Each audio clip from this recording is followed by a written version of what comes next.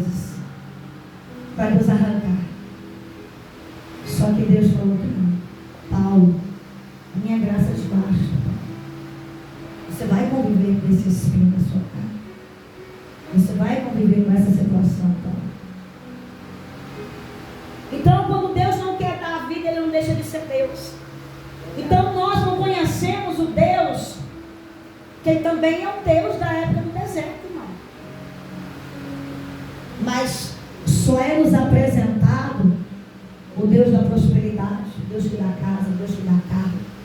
Se a bênção não vem para você, é porque você não teve fé. Porque o crente não pode passar por isso e não tem alguma coisa errada. Esse é o Deus que está sendo ensinado hoje em dia. O crente não pode passar escassez, porque senão você não está servindo a Deus.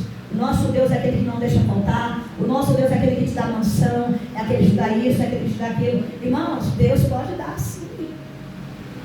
É lógico, Ele é o doador da prata. Só que Deus, Ele não se preocupa em relação àquilo que você deposita no teu coração. Muitas das vezes você deposita no teu coração em uma casa. Eu quero uma casa. E um carro, eu quero aquele carro. Eu quero aquela empresa. Eu quero fazer isso, eu quero fazer aquilo. E quando Deus não dá, você se decepciona com Deus.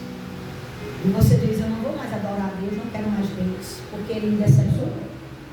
É porque você não conhece este Deus que nós servimos, verdadeiramente. O Deus que nós servimos permitiu. Quantos cristãos morreram devorados? Quantos cristãos morreram dentro da cova dos leões? Quantos cristãos foram para a arena dos jogos da Grécia? E o povo aplaudia os leões arrancando os membros deles. Deus não podia ter livrado? Podia, mas Deus não livrou. Morreram como mártires, por amor ao Evangelho. Porque o Evangelho, o verdadeiro Evangelho, está acima disso. De uma casa boa, de um carro bom, de você andar só na pega, só no salto alto. Não, Deus não está preocupado com isso, não. Deus está preocupado com a tua salvação.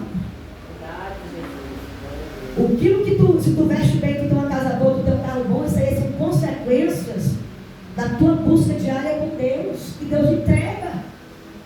Que Deus, Ele abençoa o seu servo na terra. Mas Ele não é esse Deus que o povo está ensinando aí. Porque o povo se frustra quando Deus não faz nada. Enquanto o teu propósito estiver alinhado com a terra, Deus não vai abrir os céus. Deus não vai entregar. Porque o que tu deseja tem que estar alinhado com a vontade de Deus. Quando Eucana confrontou Ana, por que tu chora? Por que tu deixou de comer? Eu não te sou melhor do que 10 filhos. Por que, irmãos? Porque Eucana achava que só o amor dele ia suprir. Mas Ana estava orando e pedindo algo, mas com a expectativa errada, com o objetivo errado. Quando ele confrontou ela estava em extrema angústia e desespero. Creio que muitos questionamentos com Deus, que é o que nós fazemos hoje. Senhor, por que tu não me dá? Por que tu não faz?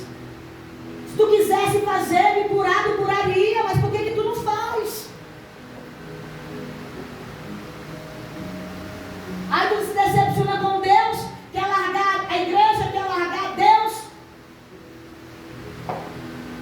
E quando Deus te confronta com a palavra, quando Deus te confronta com a palavra viva, a palavra da verdade, a palavra que é fogo, aí o crente faz o quê? Fez igual a Ana. Foi tudo tempo orar. Mas ela foi só orar? Não. Ana se humilhou. Ana gemia. Ana rasgava a sua alma na presença do Senhor. Porque o objetivo de Ana era terreno. O propósito de Ana para gerar era terreno. Não estava alinhado com o propósito de Deus. E quando ela foi para a casa de Deus, se humilhar, se prostrar, rasgar o seu coração na presença do Senhor, ela entendeu que ela não podia fazer absolutamente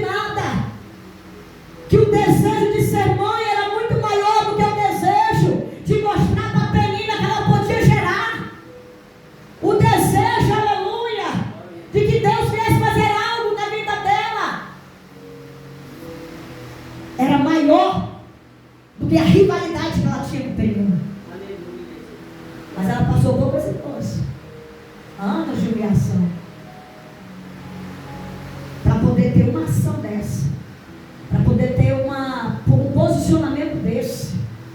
Isso é posicionamento diante de Deus, irmãos. Israel passou 430 anos escravo do Egito. Havia uma promessa, Deus fez uma promessa para Abraão, que a descendência dele seria peregrino em terra estranha, que eles seriam, aleluia, levados escravos, que eles seriam cativos. E muitos outros profetas diziam que Deus ia dar livramento ao povo, sim, mas por que Deus esperou 40